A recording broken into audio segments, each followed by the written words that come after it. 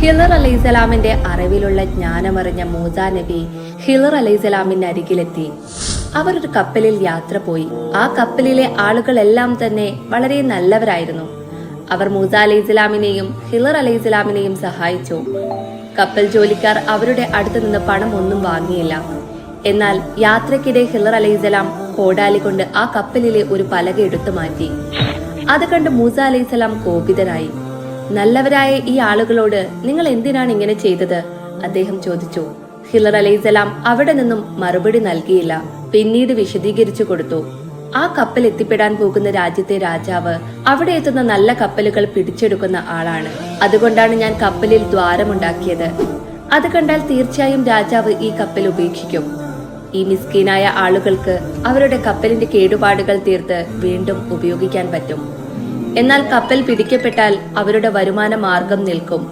ഇത് കേട്ട് മൂസാ അലൈഹിസ്സലാം അത്ഭുതപ്പെട്ടു. വെറും മനുഷ്യരായ നമുക്ക് അദൃശ്യജ്ഞാനമില്ല. നിങ്ങളുടെ ജീവിതത്തിൽ പ്രശ്നങ്ങൾ വന്നേക്കാം.